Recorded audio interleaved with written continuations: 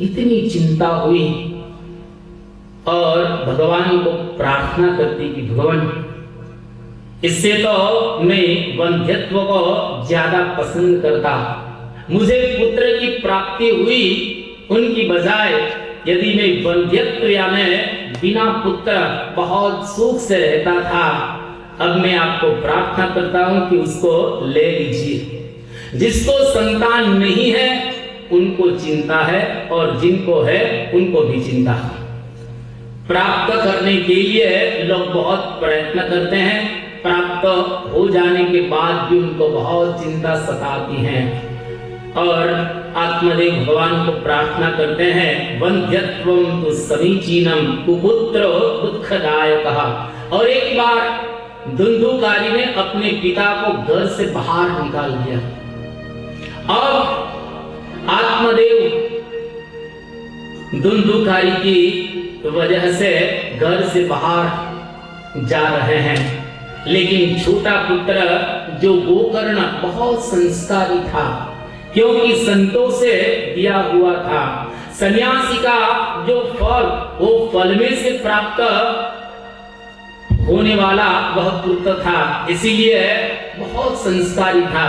और पिताजी को कहते हैं कि पिताजी अब आप वन में चले जाइए, क्योंकि पहले सन्यासी ने भी कहा था कि वन में जाकर भगवान की आराधना करना, जिसकी वजह से आपको शांति का एहसास प्राप्त होगा। तो मैं भी आपको कहता हूं कि वन में चले जाइए। और अब आत्मदेव वन में जा रहे हैं। दोनों पुत्र धुंधुकारी घर में रहते हैं और गोकर्ण घर का त्याग करके अब काशी जा रहा है और आत्मदेव घर का त्याग करके वन में जा रहा है। लेकिन धुंधुकारी और गोकर्ण दोनों पिता के कोई चिंता नहीं करते हैं। पिताजी ने कहा कि गोकर्ण मुझे वन में जाना है, लेकिन वन में जाकर मैं क्या करूंगा, क्योंकि इतनी साल में संसार में रहा हूं, लेकिन वन में जाने का मुझे कोई अभ्यास नहीं है। इसलिए मुझे कुछ बताइए कि वन में जाकर मुझे क्या करना है। तब गोकर्ण अपने पिता को बहुत सुंदर बताते हैं और यहाँ जिसे गोकर्ण गीता कहते हैं, हर पुत्र अपने पिता को यह गोकर्ण गीता सुनाते हैं और हर पिता अपने पुत्र को यह गोकर्ण गीता सुनानी चाहिए, क्योंकि इस गोकर्ण गीता में बहुत श्लोक हैं, लेकिन सिर्फ 3 ही श्लोक। सबसे पहला श्लोक गोकर्ण अपने पिता को कहते हैं कि पिताजी, असारः खलु संसारो दुःखरूपी विमोहकः, सुतः कस्य धनं कस्य स्नेहवान् ज्वलते निशम्। हे पिताश्री, यह संसार असार है, इसमें कोई सार नहीं है। संसार की उपमा किसको दी गई है? इक्षुदंड की उपमा संसार को दी गई है। संसार कैसा है? इक्षुदंड जैसा। इक्षु तो आप लोगों ने 1-2 बार तो खाई होगी। इक्षुदंड में जब थोड़ा खाते हैं, उसके बाद एक ग्रंथि आती है। वो ग्रंथि आने के बाद थोड़ा अच्छा भाग, फिर ग्रंथि, थोड़ा अच्छा भाग, फिर ग्रंथि। संसार भी ऐसा है, थोड़ा सुख मिलता है, वापस दुख आता है, थोड़ा सुख मिलता है, वापस दुख आता है, और हर दिन ऐसा रहता है। कभी कभी शरीर का दुख, कभी कभी परिवार का दुख, कभी कभी एक क्राइसिस अभिबंधी चल रही है। अभी पूरे विश्व में वैश्विक क्राइसिस रही अभी है। तो संसार में बहुत प्रकार के दुख आते हैं, कभी सुख, कभी दुख, कभी सुख और कभी दुख। लेकिन एक ऐसा भी समय आता है हमेशा के लिए सुख ही सुख, वो प्राप्त करने के लिए ही भगवान ने यहां हमको भेजा है। हम लोग यहाँ आए हैं, हमारा ध्येय शास्त्र बताता है ध्येयो नारायणो हरि ही, भगवान नारायण को प्राप्त करना है। यदि नारायण हमारे भीतर आ जाए हमेशा के लिए सुख सुख और सुख। न मीरा ने कभी दुख आया, न नरसिंह ने कभी दुख की अनुभूति हुई, न तिरुवल्लुवर जी ने अपने जीवन में कभी अशांति का अनुभव हुआ। हमेशा के लिए शांति शांति और शांति।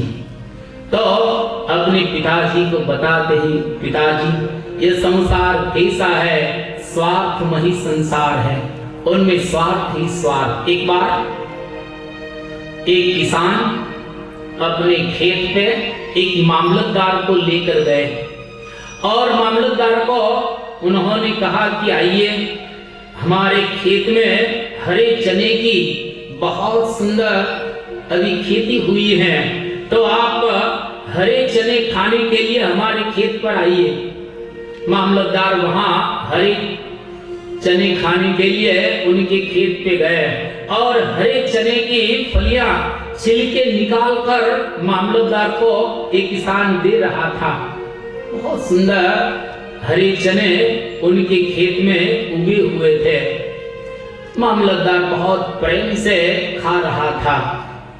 उनके बीच उनका एक नौकर आया और मामलतदार के हाथ में एक खत रखा। मामलतदार ने कहा, ये क्या खत है, उन्हें क्या लिखा है? तब नौकर ने कहा कि इसमें ऐसा लिखा है, आपकी बदली का यह खत है, आपकी बदली हुई है, इसका खत लेकर मैं आया हूं। उसी वक्त जो किसान मामलतदार को हरे चने की फलियां के छिलके निकालकर खिलवा रहे थे, खुद खाने लगा किसान। मामलतदार ने कहा, क्यों आप खुद खाने लगा? बस आपकी अब जरूरत नहीं है, क्योंकि आपकी बदली होने वाली है, इसलिए अब दूसरा मामलतदार आएगा, उनको मैं खिलाऊंगा।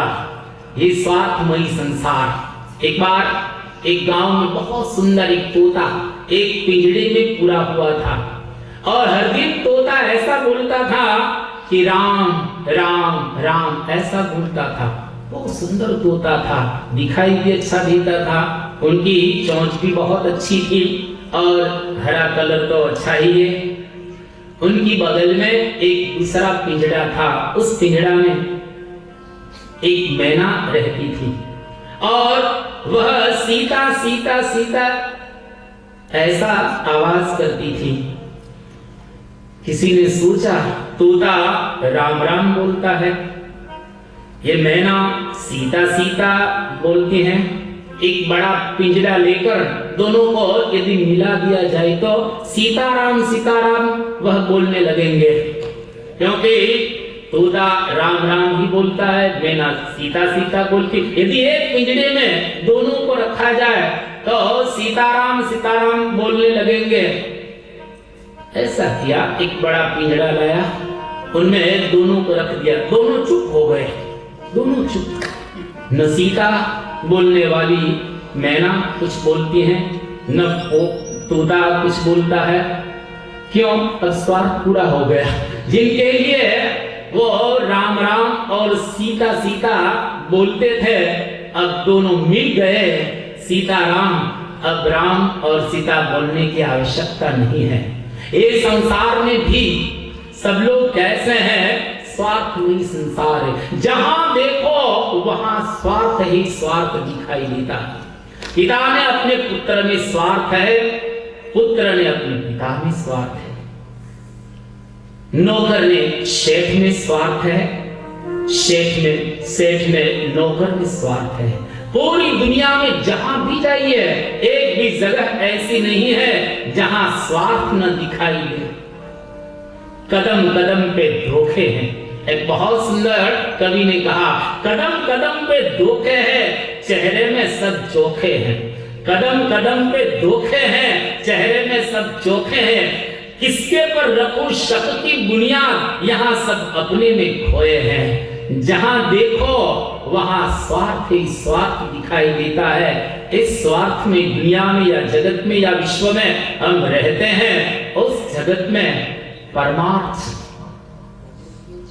भगवान का कार्य करना है और भगवान को प्राप्त करना है। कोई अपना नहीं है इस संसार में, याद रखना, कोई अपना नहीं है। मैं नहीं बोलता हूं, आज से 1200 साल पहले शंकराचार्य ने अपने काव्य में लिखा है। भारतवर्ष का एक महान आचार्य शंकराचार्य, जिन्हों की परंपरा आज भी भारतवर्ष में चली आई है और हजारों साल से पूरे विश्व में उनसे जो ज्ञान राशि प्रदान किया है वह विश्व के हर यूनिवर्सिटी में लोग पढ़ते हैं। शायद नर्मद यूनिवर्सिटी में भी उनका दर्शन पढ़ाते हैं। ऐसे महान आचार्य शंकराचार्य, जिन्होंने कहा कि संसार में कोई अपना नहीं है, जिसे अपना कहते हैं वह अपना नहीं है। अपना कौन है? शंकराचार्य बताते हैं यहाँ, काते कांता कस्ते पुत्र